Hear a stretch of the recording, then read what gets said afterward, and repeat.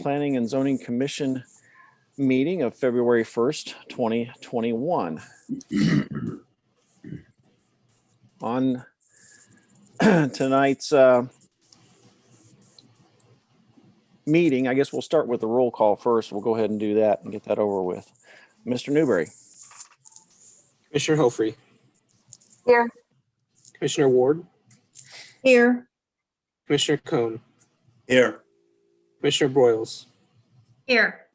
Commissioner Beatty. Here. Commissioner Deppler. Here. Commissioner Jackson.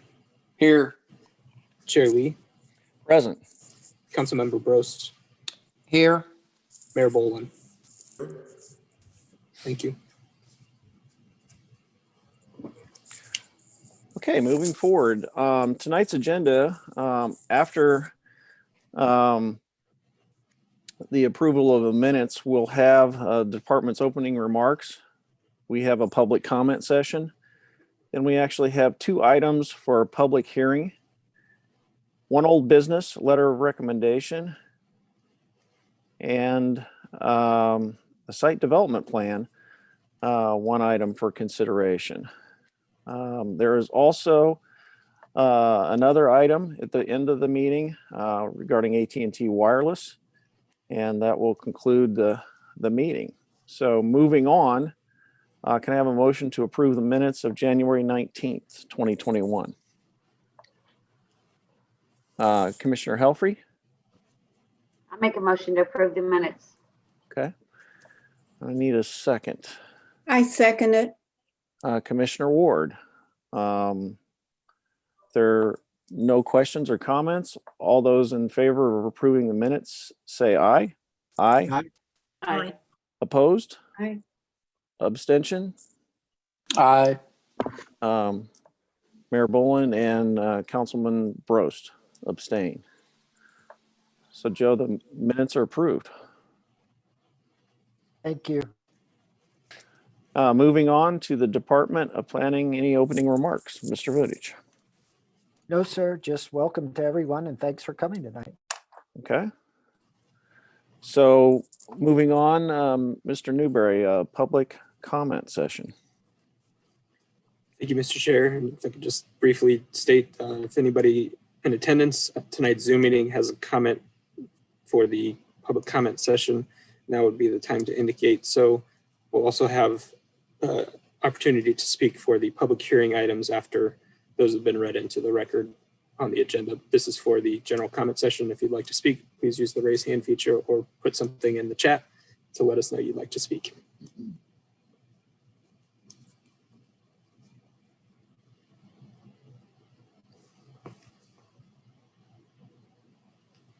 And not seeing any hands or any comments so far, Mr. Chair.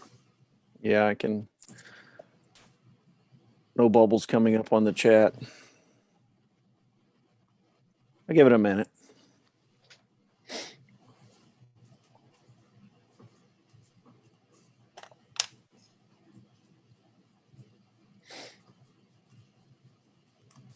Shall we move on to the public hearing? Okay, I'll go ahead and get us started. In the city of Wildwood, public hearings are truly intended to accept comments and questions concerning the advertised items. Since these requests are being presented at a public hearing, no action is planned on them tonight. And consideration of these items is to be taken no earlier than March 1st, 2021. This approach ensures the members of the Planning and Zoning Commission will hear all opinions before taking any action. The city's Department of Planning will address comments, questions, and concerns that are raised tonight and include them as part of its formal recommendation to the Planning and Zoning Commission. The commission will allow all parties adequate time to present their position.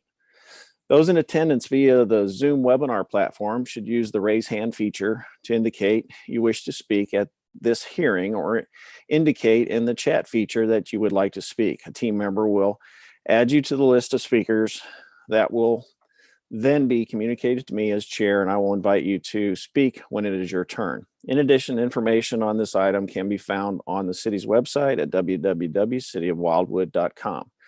The commission would like to thank you for your cooperation and participation in tonight's hearings. Thank you. Moving on, Mr. Newberry, will you read PZ 2-21? PZ 2-21, City of Wildwood Planning and Zoning Commission, care of Department of Planning, City Hall, 16860 Main Street, Wildwood, Missouri 63040. A request of the Planning and Zoning Commission to consider the updated 5 major elements of the Town Center Plan, which includes the boundary map, the street network map, the regulating plan map, the neighborhood design standards, and the architectural guidelines, all of which have been under review and study over the past 24 months by the City Council appointed Town Center Update Team, with ultimate action on the same being sought on the requirements of state statute, the city's charter, and local code. The Town Center Plan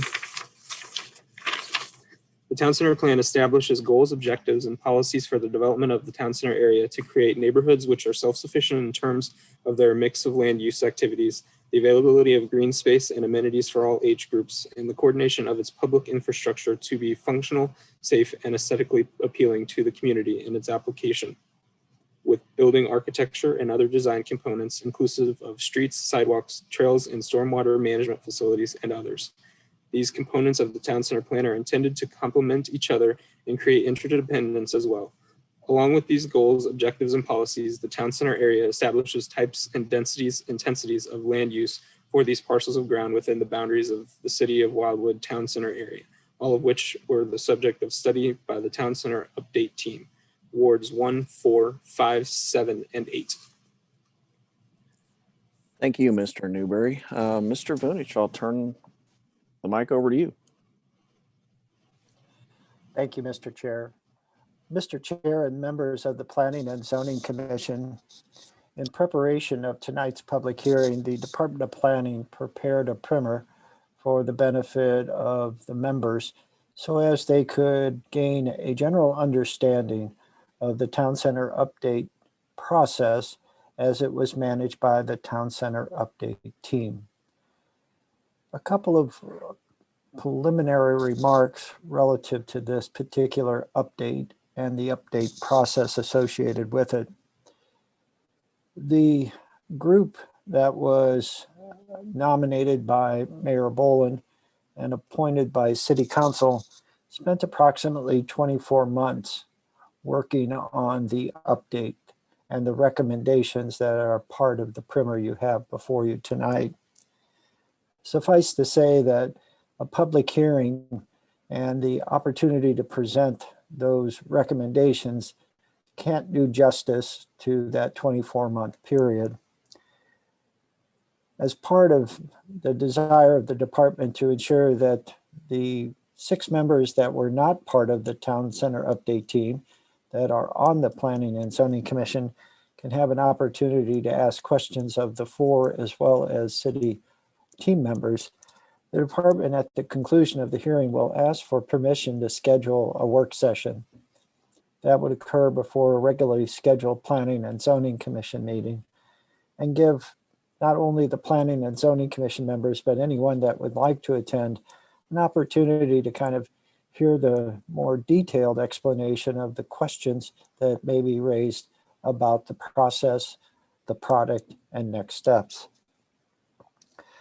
Secondly, there are 4 members of the Planning and Zoning Commission that were part of the update team that spent that 24 months of time. They are Chair Lee, Commission Member Helfrey, Commission Member Cohn, and then Commission Member Broyles.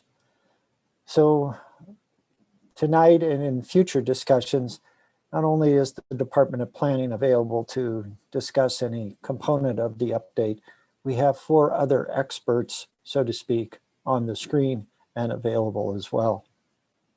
It's somewhat unusual, but certainly beneficial with such an important planning document as the Town Center Plan. And my last kind of preliminary comment relates to the attendees tonight. I believe Vince Loyal, who was the chair of the Town Center Update team, is on tonight. And certainly as the chair of that process, he can provide insights that none of us relative to the city's team members or participants can relative to what he thought of the process, how he managed the process, and the outcome associated with it. With all that said, I will note that, again, this was a 24-month process. It began in December of 2018 and ended in December 2020. Generally speaking, the Town Center Update team met every month. There was a slight break at the start of the pandemic in March, April of 2020, but shortly thereafter, we moved from in-person meetings to Zoom webinar platform, and were able to conduct our meetings fairly well and with public participation as a component. The team members decided early on that each component of the plan, the 5 major components, would be studied individually and thoroughly. And so I can assure you that through that process, almost every word in the document was read, reviewed, spoken, or discussed. It was a thorough process, and at the end of that process, 29 recommendations or actions were taken by the Town Center Update team. The first related to private alleys and their conversion to public streets, to the actual action to adopt the other 28 recommendations that had come through the 2-year process. Major components of the review can be summarized as follows. With the boundary map, slight expansions to the town center boundary were and are being recommended by the Town Center Update team. They are on the far western edge of the town center, across Route 109, and immediately south of Manchester Road by Woods Road.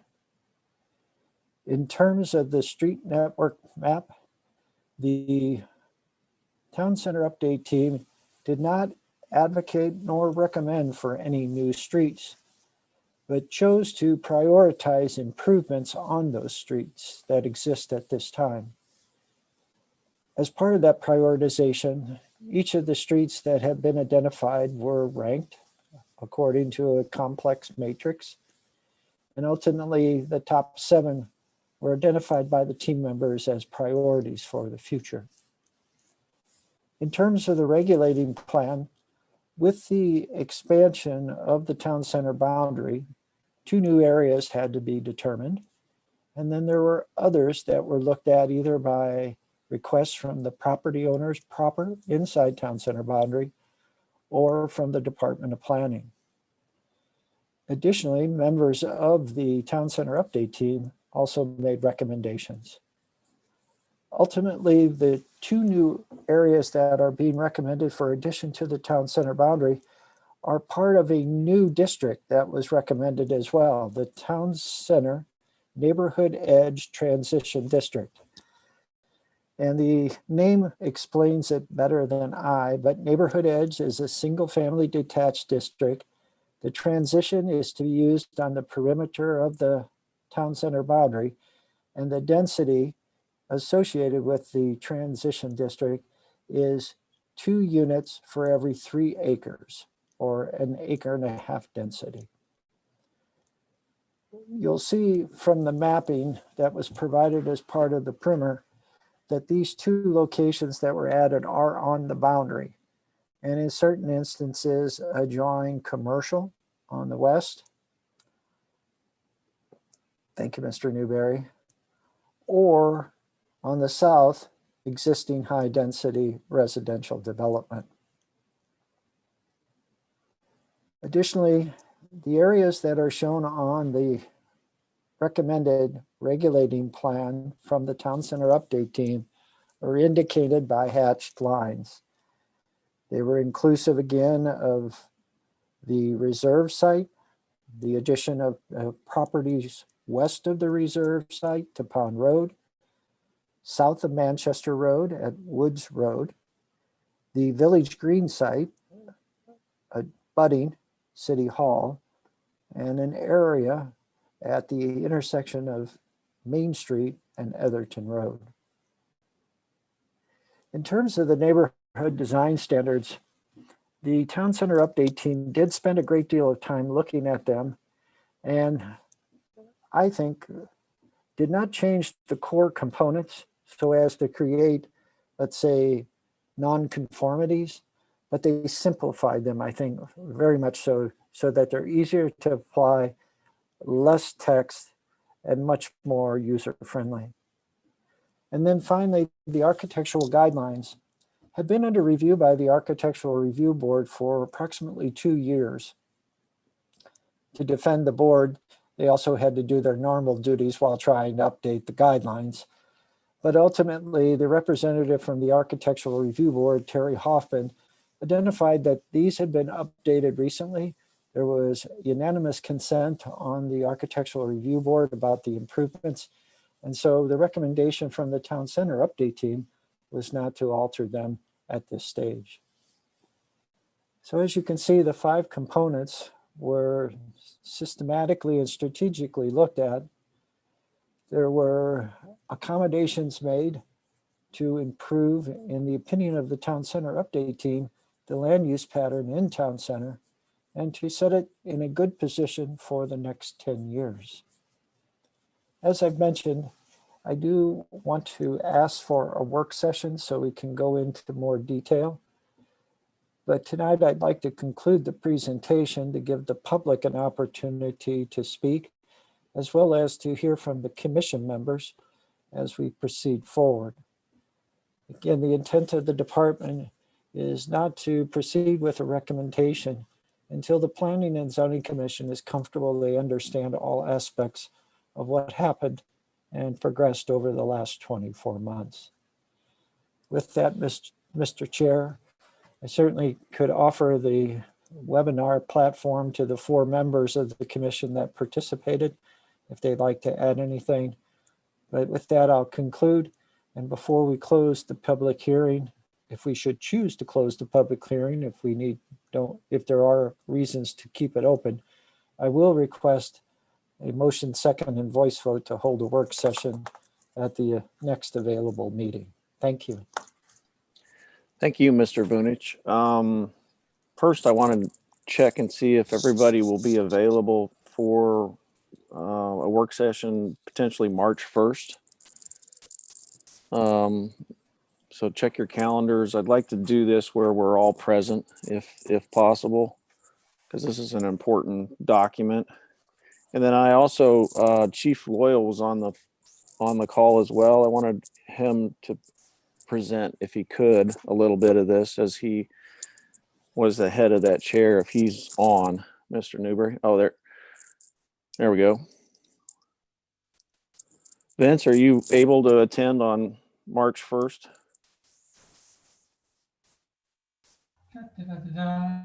Can you hear me now? Yes. I'm sorry.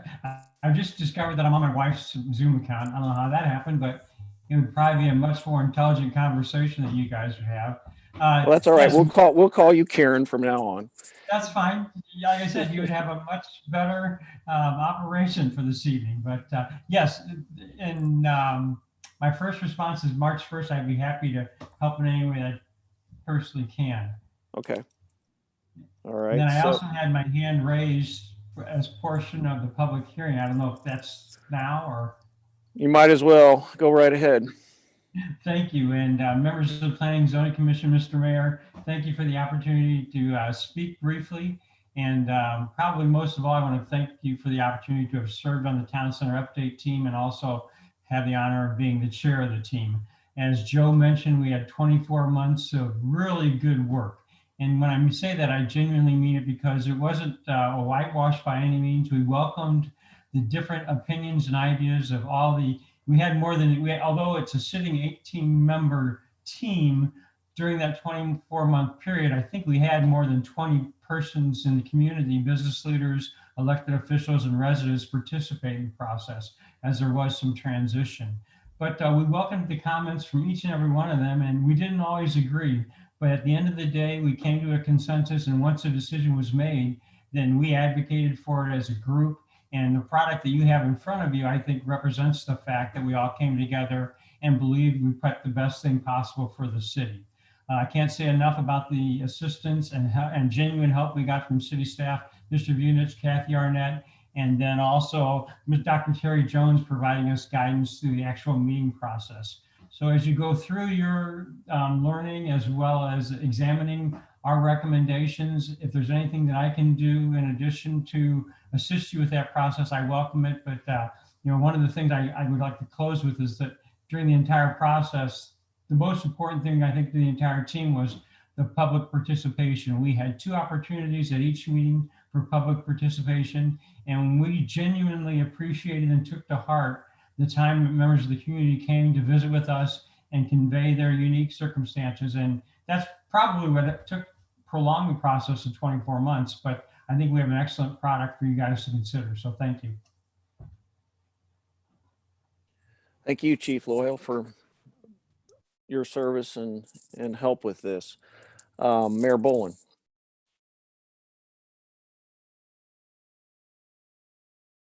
Did you have your hand up? You're on mute. I do, yes. I was trying to find myself. My film here got moved around. So I want to first of all thank Chair Loyal for his work, as well as the commission members who were part of the Town Center update team, and for the work that all of you have done over the past 24 months. And I'd like to make a motion as Director Vinich requested, that we do have a work session of the commission. We can try for March 1, but the motion will be at the next earliest available time by all the commissioners to go over this. And that's the first part of the motion. And the second part of the motion is our Gazette is coming out in the next, I think 60 days or less. And relative to Chair Loyal's comment about public participation, I think it would be helpful if we could have an article in that publication relative to the broad results of what the Town Center update team has done, and when we expect the hearings to occur before, or public participation to occur going forward with respect to it, so that we can include the public even more in it. So that would be the motion. Number 1, that we have the work session at the earliest possible date of the commission. Number 2, that in the Gazette, we include something relative to what has been done and recommended by the Town Center update team, with notation as to when the public can continue to participate in commenting on that. We have a motion on the floor. I could second that motion. Okay, Commissioner Ward, second. Any discussion, Mayor or Mr. Vunich, sorry. Thank you, Mr. Chair. This may not be applicable to many of the commission members, but we do have a request from a developer relative to a site that would like to meet with the Development and Zoning Review Committee. And we typically do those before Planning and Zoning Commission meetings, because 3 of the 5 members are on the commission. So that's why I was kind of avoiding the date of February 19th and looking more toward March. But again, if that should fall through, you'll be the first to know, and we'll see availability and go from there. Thank you.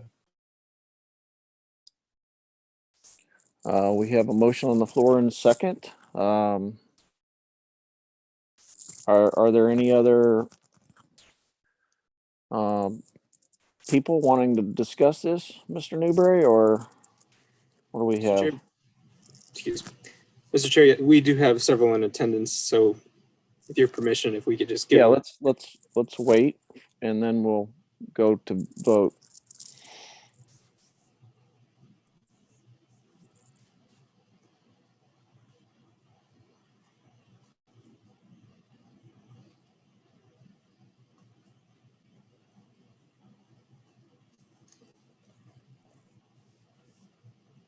We have 26 people total, but I'm not seeing any raised hands.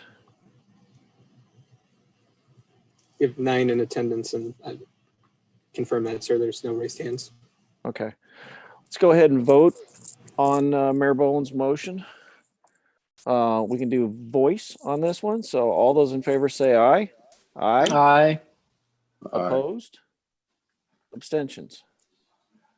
Motion passes.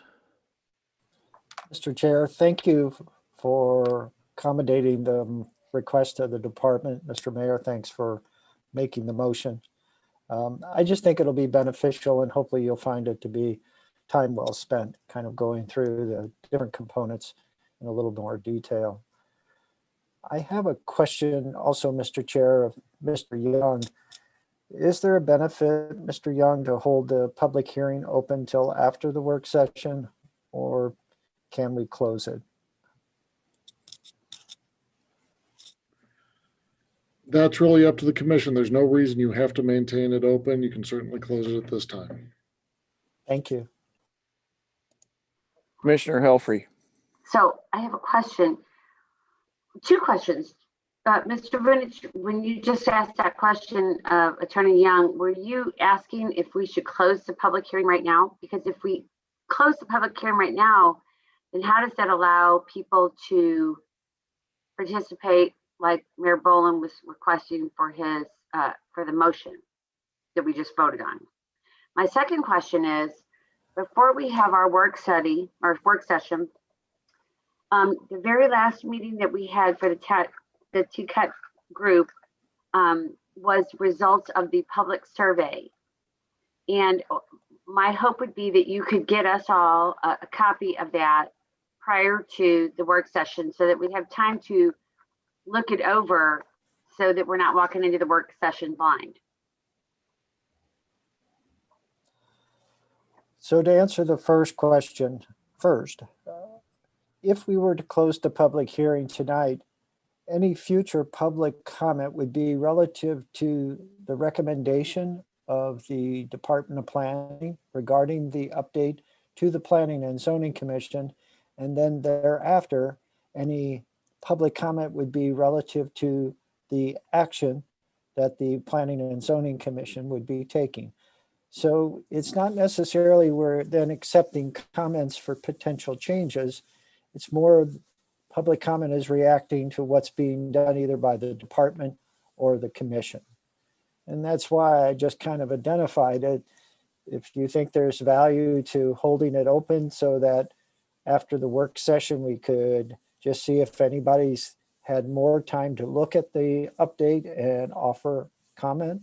But if not, certainly between the meetings coming up, at least 3 with the Planning and Zoning Commission and another 2, if not 3 at City Council, there'll be ample time to speak. Secondly, and I forgot the question, so I apologize. That's okay. Sorry, I kind of double whammied you there. That's all right.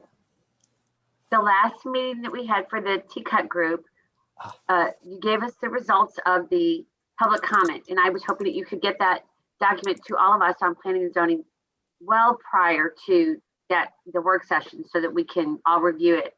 And then, Mr. Mayor, would you mind letting us know what your opinion is on the public hearing regarding your motion, please? Thank you. So my thought was that whatever opportunity the public has to participate, that we just mention that in the article so that everyone knows. And I'm not sure, as I sit here tonight, of all of those or any of those opportunities, but whatever they are, I just think we ought to mention it so that people know about it. Mr. Vunich, the work session's an open format as well, correct? So if we close the hearing, we're going to open it back up for the comments on the work session regardless. Yes, it'd just be a different format, but we'll certainly accept comments throughout the process. That's the intent. And to answer Commissioner Helfrey's last question, my apologies for drawing a blank. It's important to note that the Town Center Update team, despite COVID-19, wanted input from not only the property owners and residents in Town Center, but the entire community. We conducted an online survey that included a video that gave background on the town center. We had 775 people respond to it. And so tomorrow, Mr. Newberry or I will be sending you that information so you can have it almost a full month in advance of the work session. Thank you. Thank you, Mr. Vunich. So my personal opinion is we can either leave the hearing open or we can close it, and I don't think it really matters. So we might as well close it and then open it back up for discussion during the work session, and we can invite anyone to do that. I move to close the hearing at this point. Okay, I need a second. Commissioner Beatty, second. So we'll do this with a voice vote. All those in favor say aye. Aye. Aye. Opposed? Abstentions? Public hearing is closed. Thank you. Thank you. Moving on, Mr. Newberry, are you reading PZ 3-21?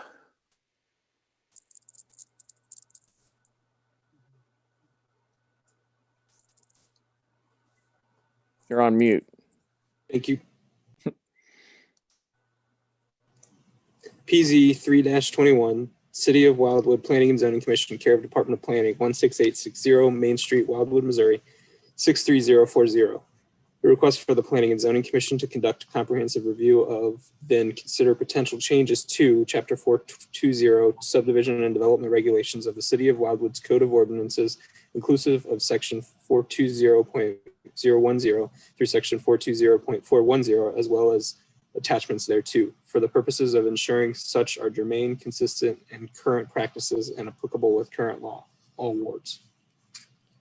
Thank you, Mr. Newberry. Mr. Vunich, I'll turn it back over to you. Thank you again, Mr. Chair. Mr. Chair and members of the Planning and Zoning Commission, I'm sure you're all aware now that at the end of each fiscal year, we do a roundup of the efforts of the Planning and Zoning Commission during the previous 11 to 12 months. Also, at that same time, we look forward to the future in the new fiscal year and create a new work program for that upcoming 12-month period of time. Since 2020, so now on 2 work programs, we've talked about the need to update our subdivision and development regulations. The subdivision and development regulations, as is described in the first paragraph of the primer, are not the fancy zoning ordinance that generally gets a lot of attention because it involves land use. The subdivision and development regulations allow for the division of land, whether it be one lot into 2 or one lot into 192. It also sets the parameters to ensure that subdivisions are legal in nature and that land can be transferred by title companies from sellers to buyers. But also importantly, it ensures that they are functional and safe and environmentally appropriate. So there are a host of regulations that go along with each property and its division. Over the course roughly of the last 10 years, there have not been any updates to the subdivision and development regulations. It's not unusual per se, because as I say, it's kind of the foundation that the zoning ordinance and all of our land use plans are based upon. But as is referenced in the primer, there are certain sections of the subdivision and development regulations the department believes are in need of consideration, not necessarily change. That'll be a decision of the Planning and Zoning Commission. But in the primer, on page, pardon me while I find it here, I think it's 4, the department under the category Next Steps has identified those sections that it would like the Planning and Zoning Commission to discuss and also consider potential changes. And I'm going to do something odd. I'm going to start at the bottom of the list. But that is a new section relative to high-speed internet. There is nothing in the subdivision and development regulations right now that does not necessarily protect buyers of lots, nor require developers of lots to ensure that there is adequate high-speed internet. And so I think that's a gaping hole in the subdivision and development regulations at this time. And until a citywide or community-wide solution is developed and implemented, I think we need to identify the availability or lack of availability of high-speed internet and ultimately find solutions to get adequate service in an interim time frame. Starting back up at the top of the list, the department feels strongly that our escrow process is strong. It protects not only the buyers in new subdivisions, but also the city from potential problems if improvements aren't complete. Imagine a detention basin that isn't functional and the problems it can cause to downstream properties. But I would like Mr. Young, who I believe is an expert in escrow, to kind of take a look at what we've done in the past and see if there are improvements. Similarly, Mr. Brown, who is on the Zoom webinar tonight, our Director of Public Works, and I struggle with a consistent problem we see. When we develop subdivisions, and it can be through the zoning process, we require stormwater improvements. So everybody's used to seeing the rolled or vertical curbs, the curb inlets, the rain gardens, the bioretention basins. But most yards have a swale, just a depression in your yard that allows stormwater to run from point A to point B. Right now, they're not protected. So oftentimes when we get a complaint from a neighbor, it's not necessarily that something's changed dramatically with the climate.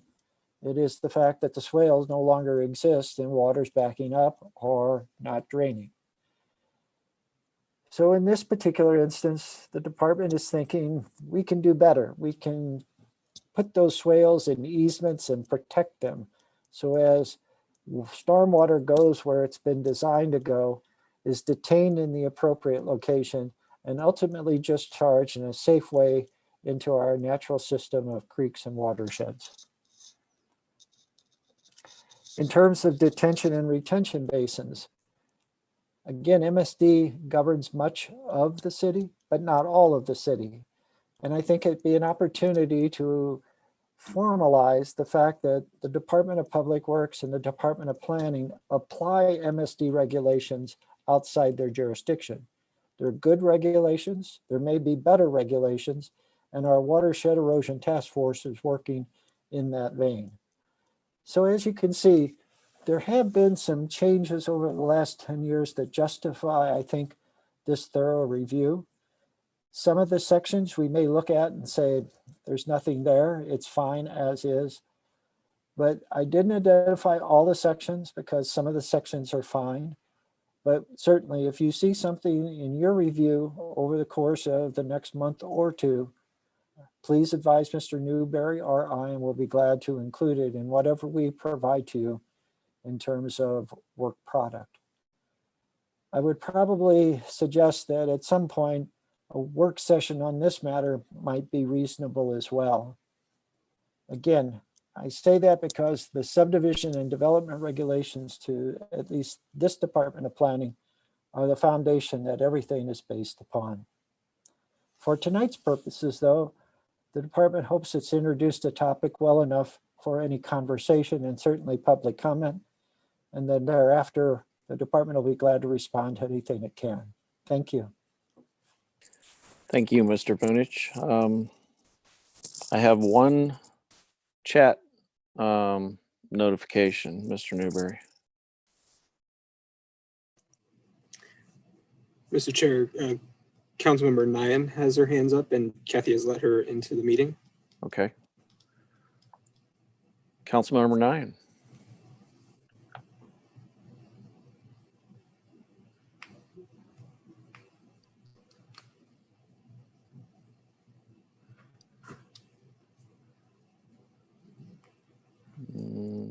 Mr. Chair, Councilmember Nine left the meeting.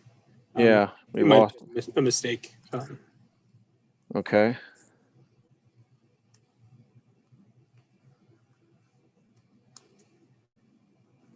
Is she coming back or? I think she may have inadvertently raised her hand on Zoom. Okay. I'll move over to Commissioner Jackson. So, Mr. Vunich discussed the rural broadband and the minimum requirements. Yeah, he did not set a speed limit. So you could go 1 gigabit. You could adopt the FCC 25.3. And just so for the record, the WISP wireless internet service providers that service Wildwood and the rural areas can't even meet those speeds. So there is a solution, and that is will be before the city council soon. It's to provide up to 1 gigabit for all residents of all of Wildwood. And that does come with a price tag. I thought I'd mention that. Thank you.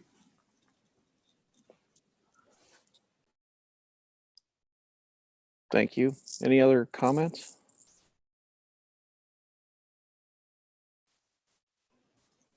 We have our chat buttons open again, Mr. Newberry. Mr. Chair, with your permission, Yes, go ahead. after we get any public comments that are to be offered, as I mentioned, this may also justify a work session, Mhm. but I'll assume we'll wait till the beginning of March before we make that decision as well, and not try to schedule anything tonight. Thank you. Okay.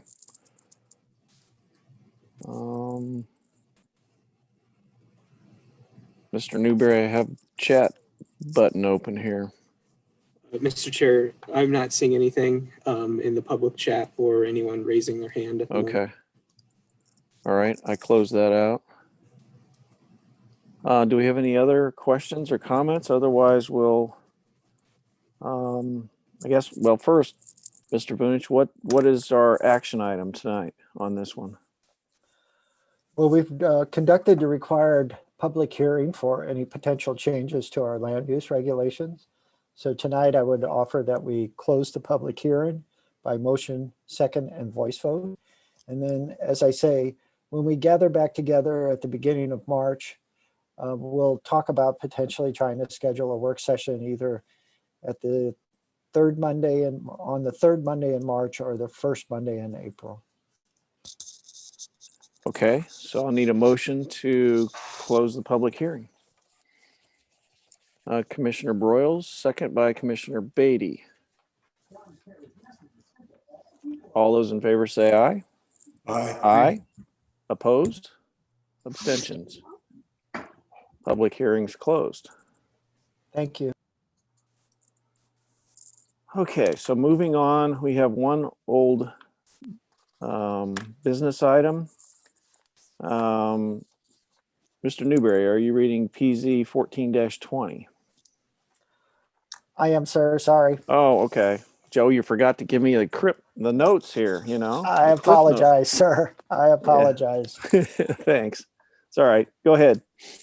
PC 14-20, Brian and Ely Readers, 17560 Garden Ridge Circle, Wildwood, Missouri, 63038, is seeking the review and action of the Planning and Zoning Commission on the requested installation of an outdoor game court that will be 30 feet by 45 feet in size and to be located at 17560 Garden Ridge Circle, St. Louis County, locator number 21V 230092, R1 1 acre resident district. This request is to be reviewed in accordance with Chapter 415.110 R1 1 acre resident district regulations of the City of Wildwood zoning code, which establishes standards and requirements for outdoor game courts relating to their consideration by the Planning and Zoning Commission. And in this instance, the proposed game court is to be situated to the south of the existing single-family dwelling located on the subject property. The Department of Planning has prepared a recommendation report on this request and will provide it tonight as part of the consideration at this meeting. This particular property is located in Ward 3. Thank you. Thank you, Mr. Vunich. Mr. Newberry, you have a presentation. Yes, sir. Thank you, Mr. Chair. Mr. Chair and members of the Planning and Zoning Commission, as you'll recall, this proposed outdoor game court was presented to the commission at its meeting on January 19th, 2021.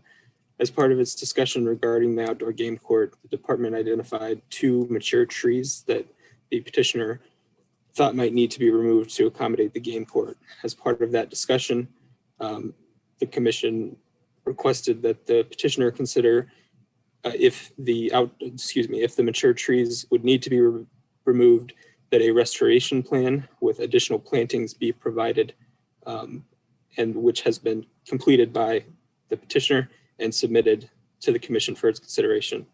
If you'll give me a moment, I'll share my screen.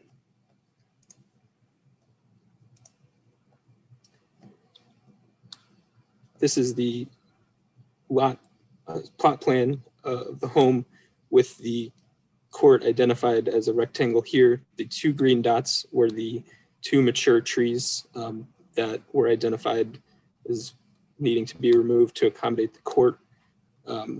The landscaping company, helping Mr. Redders, identified the 2 large trees as 15-inch caliper oak trees, and also prepared the restoration plan with additional plantings, which can be seen here. Again, the 2 trees are identified just for context. The landscaping company has identified the addition of 5 multi-trunk redbuds and 4 dogwood trees, in addition to the already proposed 10 green giant arborvitaes on either end of the court. The department has reviewed this restoration plan and believes while the removal of the 2 mature trees is unfortunate, the restoration plan is adequate to accommodate such.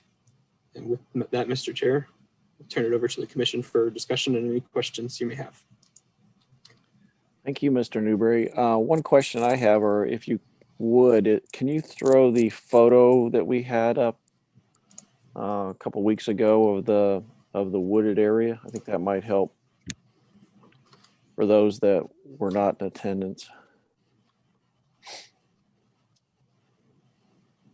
Mr. Chair, I believe this is the best photo that was presented. Yeah, that's the one that I recall. So just for those who were not here a couple weeks ago, there's a considerable amount of honeysuckle undergrowth, and there are large trees around. So the action that we took was to try to come up with medium trees to try to fill this in with lower level foliage as opposed to the tall foliage. So that's why you see dogwoods and redbuds on the site plan. Mr. Vunish, if you can interject a little bit, I think that's where we were headed. Mr. Chair, I couldn't have said it better. We have a forest canopy, and the thought is to create the understory with flowering trees that are native to the area, which will add color and aesthetic. So I'll open this up for discussion or motion or questions. Mayor Boland. Awesome job on the part of the commission, and thanks to the property owner and Wildwood resident for accommodating that. And I would move to approve as presented. I have a motion on the floor. Second, Commissioner Beatty. Councilman Bros, did you have a comment or was it second? Okay. That was a second. Okay, great. Are there any other discussion items, or if not, we can go into a roll call vote. Mr. Newberry. Commissioner Helfrey. Yes. Commissioner Ward. Yes. Commissioner Cohn. Yes. Commissioner Broyles. Yes. Commissioner Beatty.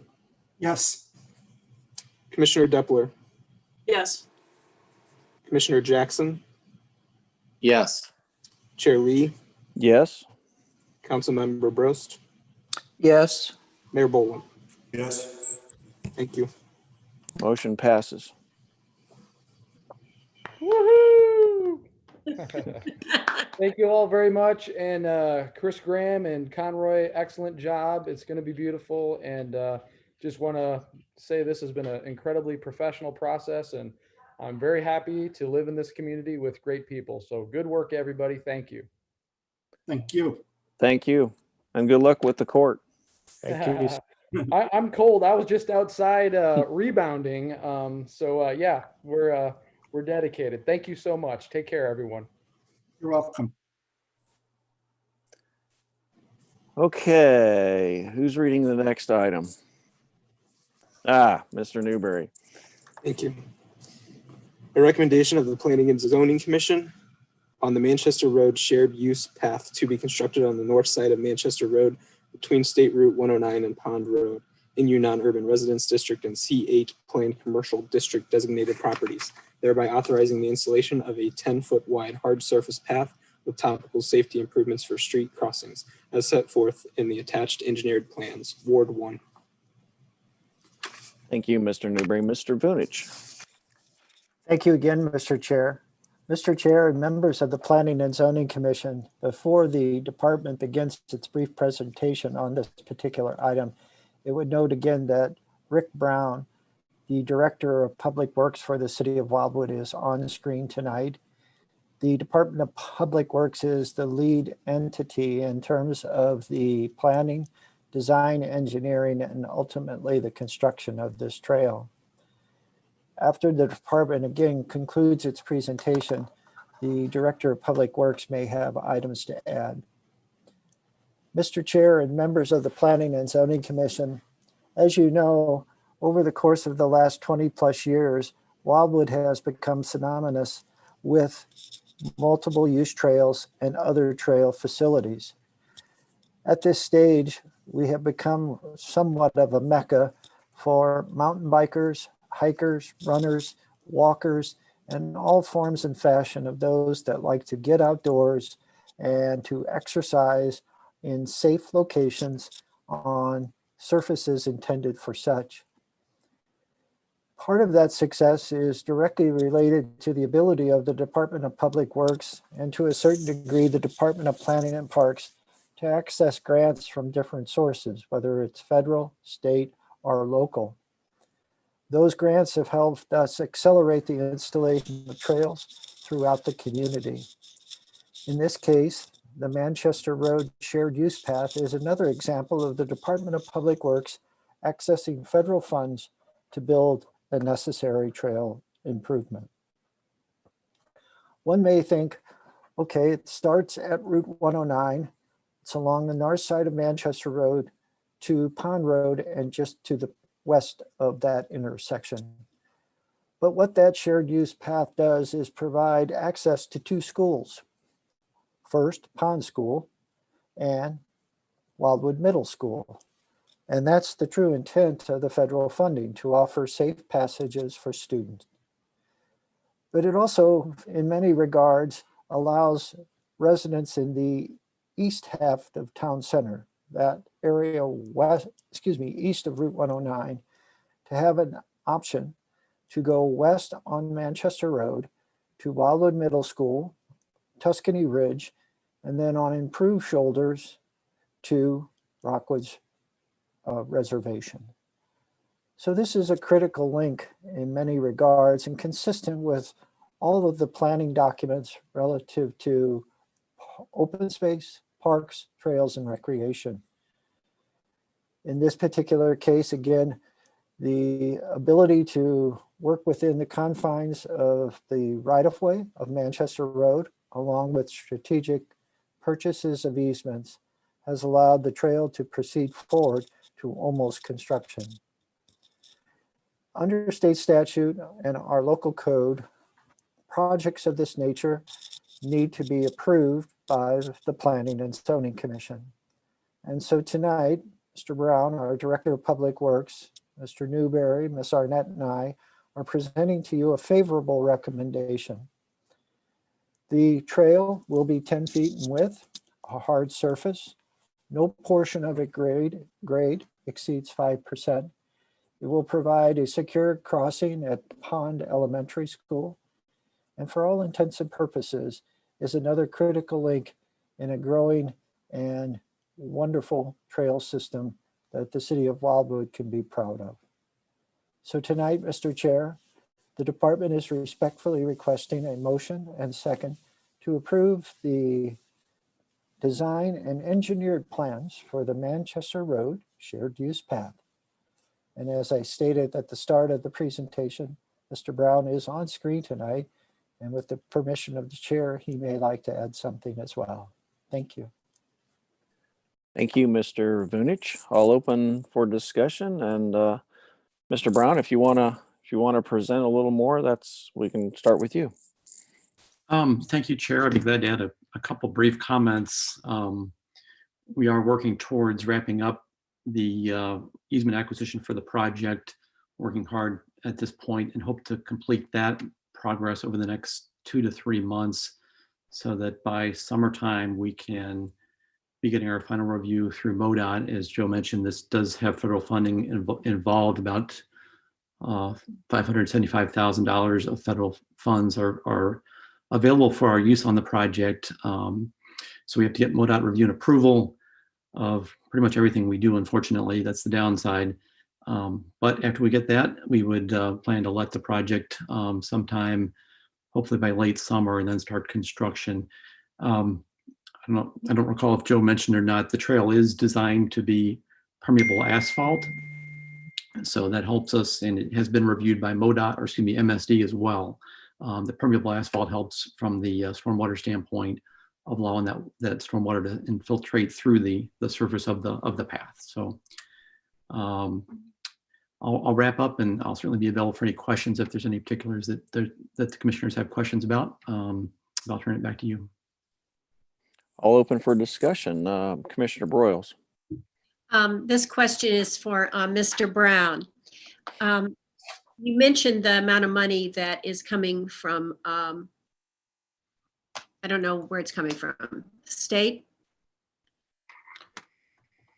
So the federal funding is coming from federal government. That's correct. And then we'll match that with our city dollars to fund the rest of the balance. What would that match be? Is that dollar for dollar, or what? I'm searching for the cost for the town of Wildwood. The cost for construction is currently budgeted for $1.25 million. That's in the 2021 year. So we have a total of about $575,000 in federal dollars that are attributable, are eligible to be obtained by the city. So not quite half is not quite half. And could you also express the distance that is in miles?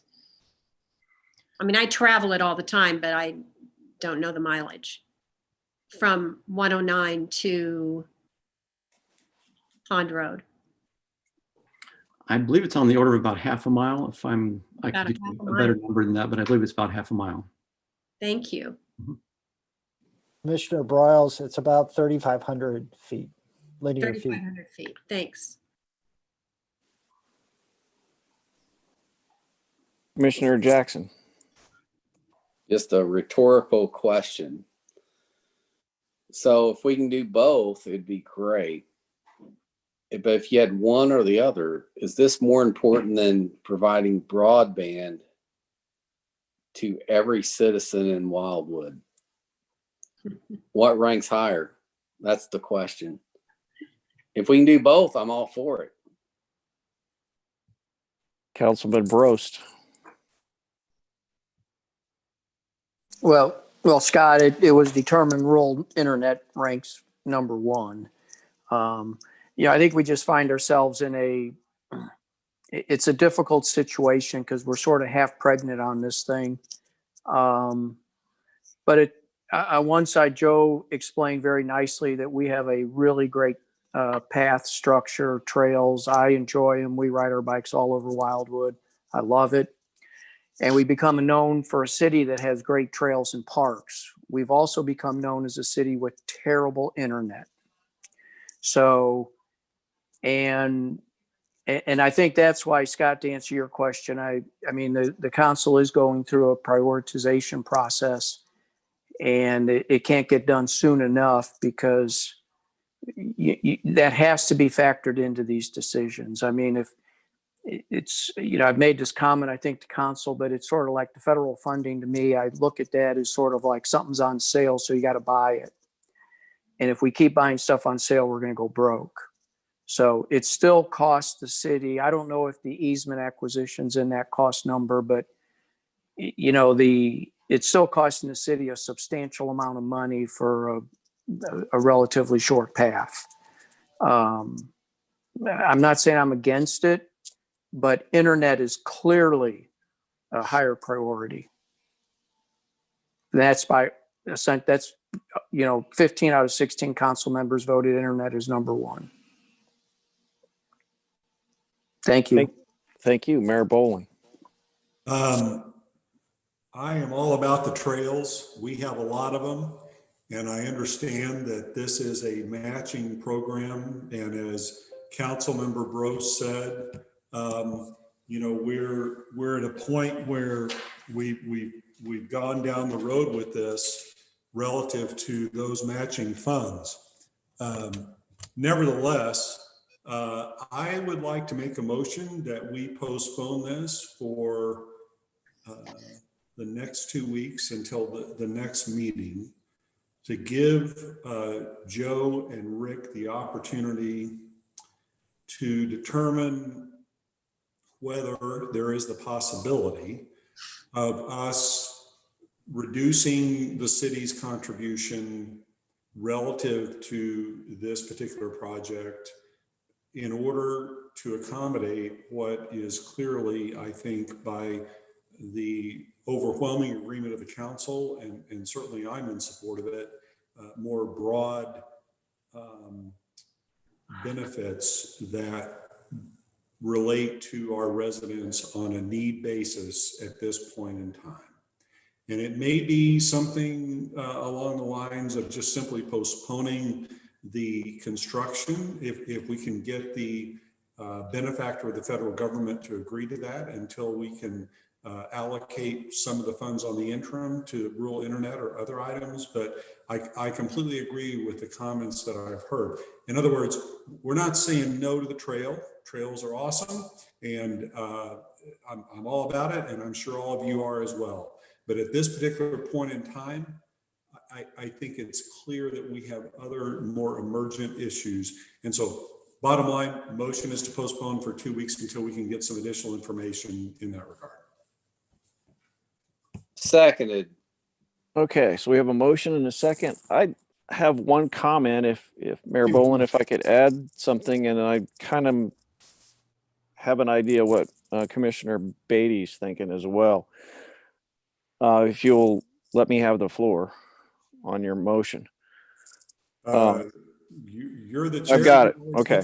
So the question is we're moving west, and why are we going with 10-foot wide hard surface pavement when the further west we go, we should be working our way into like granular type pavement, like the Katy Trail or something like this, that we could maintain that would be a lot less costly.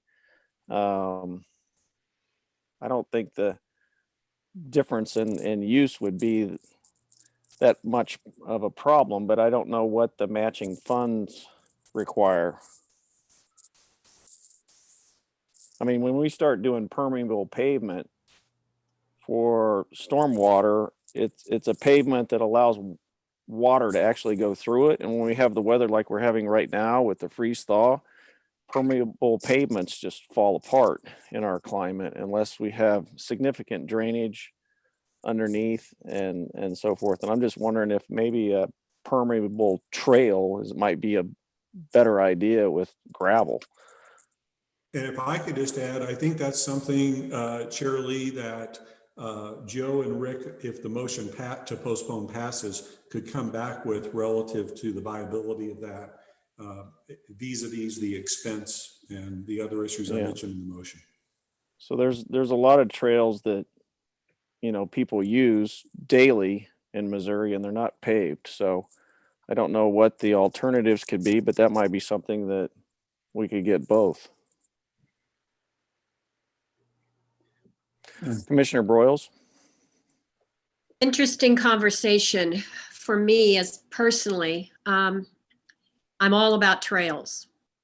But I also lived in Hawks Rest in Ward 6 for 25 years and had little internet. And I know what that's like, and raising kids and going to school. And it is difficult. So if there was another way we could take a look at this, and I appreciate Mayor Boland's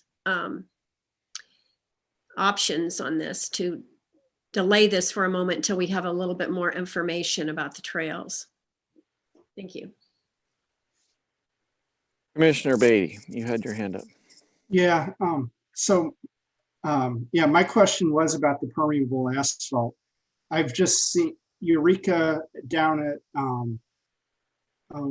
the park right on the backside of Eureka High School did permeable pavement in their parking lot, and it looks like a gravel parking lot now. And so, yeah, I'm concerned about the trail being that instead of regular asphalt, actually, because I consider this to basically be a sidewalk, so kids could, from the west side of, or east side of 109, walk to the schools on the west side of 109. And so I'm looking at this as a public safety standpoint where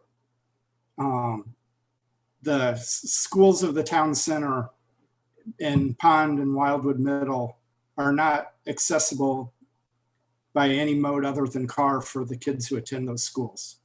And so I'm all in favor of this, and as selfishly, I'd put this above the internet, though I understand the position of the people who live in the rural parts of the city that don't have it. That's why I moved to the town center. Mayor Boland?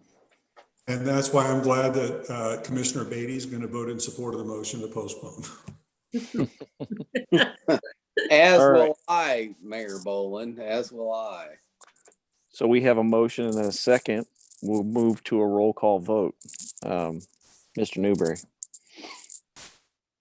Commissioner Ward, Yes. Commissioner Cohn, Yes. Commissioner Broyles, Yes. Commissioner Beatty, Yes. Commissioner Depler, Yes. Commissioner Jackson, Yes. Commissioner Helfrey, Yes. Chair Lee, Yes. Councilmember Brost, Yes. Mayor Boland. Yes. Thank you. Thank you. We are postponed. Okay, flip a coin. It's Mr. Newberry is going to read our one item for consideration. Thank you, Mr. Chair. An update on the study of service issues within the vicinity of the telecommunications tower and facility authorized by PZ 4-98 AT&T Wireless Service Inc. Conditional use permit in the NU non-urban residence district, east side of Joe's Way, north of Valley Road, as requested by the Planning and Zoning Commission and City Council, Ward 2. Thank you, Mr. Newberry. Mr. Vunich, I'll turn it over to you. Thank you, Mr. Chair.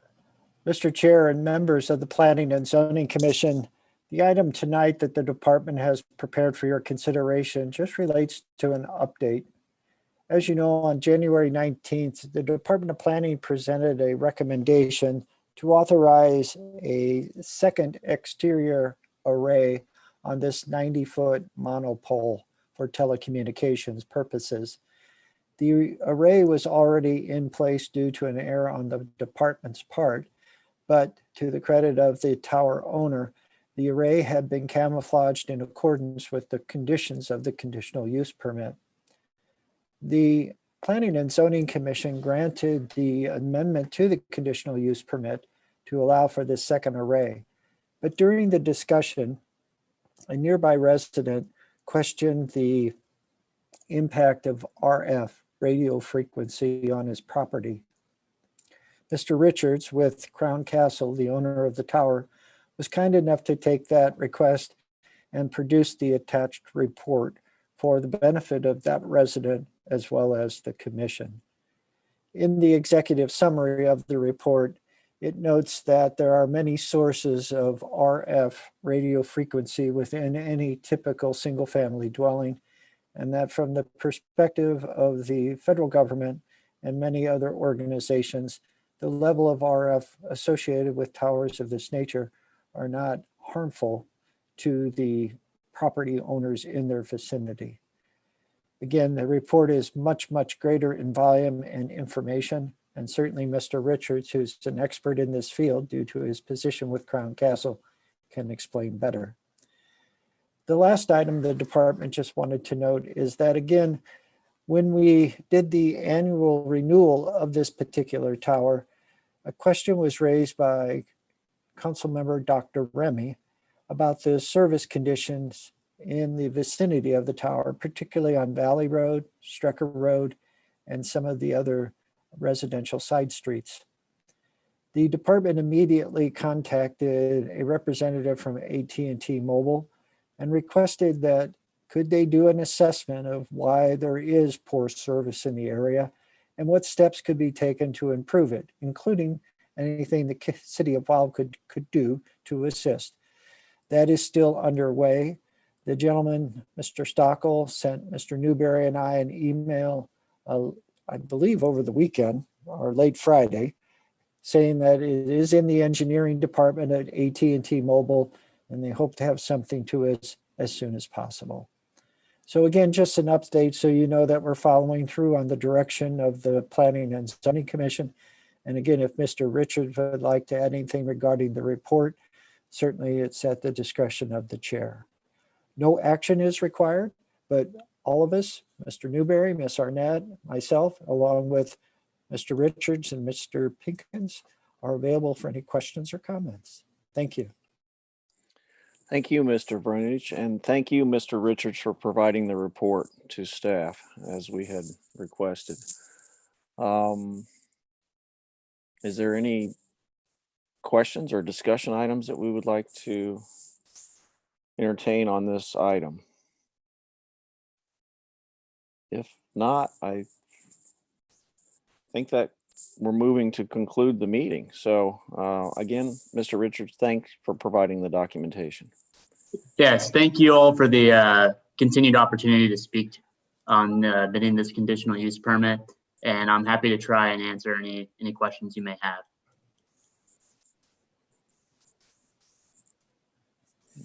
Not seeing any questions, so.